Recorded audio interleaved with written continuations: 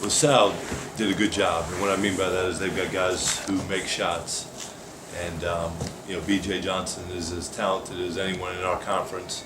He's had a really impressive year, averaging almost 21 points a game, and some of the shots that he did make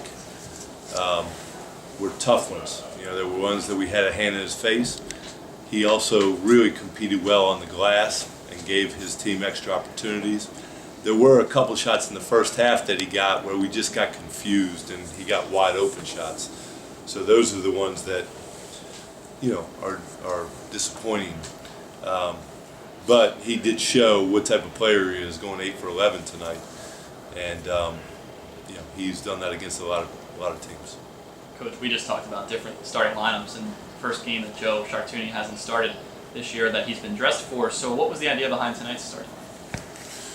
Yeah, we're just trying to find a group that's that can compete, and so it's just really hard to compete right now.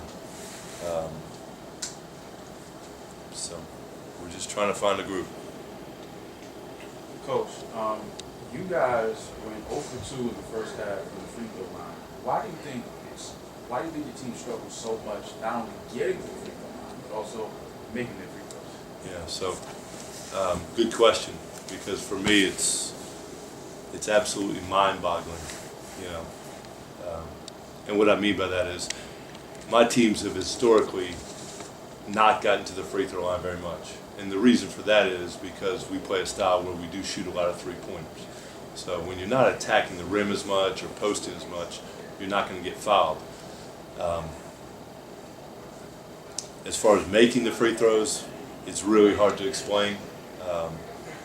We had 2 teams in Eastern Kentucky that were second in the country in free throw percentage, and we do the same things here that we did there. So it's hard to imagine. Kim, you narrowed it down from 25 points, though. It says a lot about your team that they don't give up. Yeah, so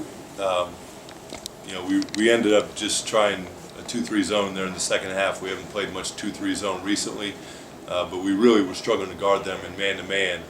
And our guys deflected some passes, they stole some balls, and it created some transition.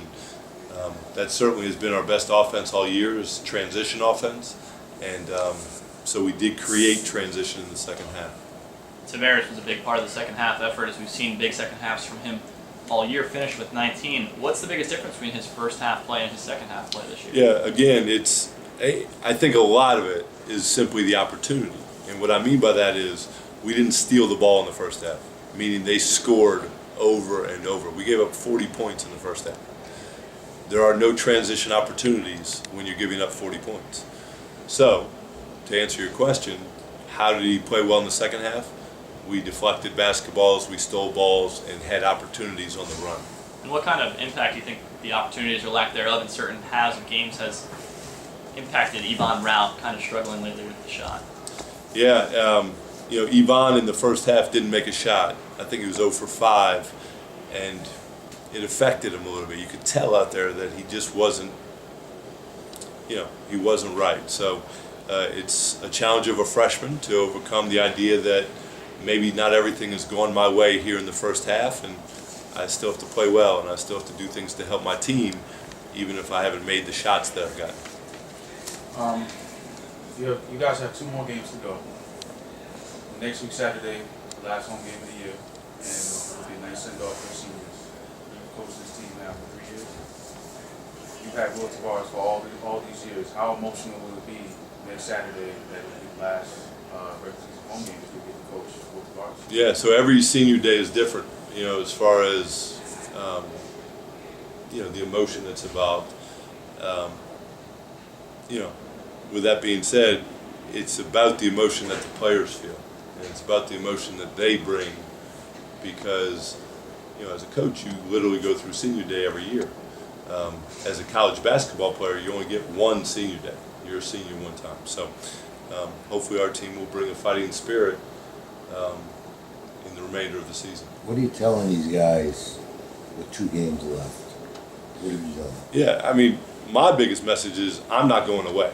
So I've literally never been a part of this where, We have 9 wins on the year, and we're literally in last place in our conference.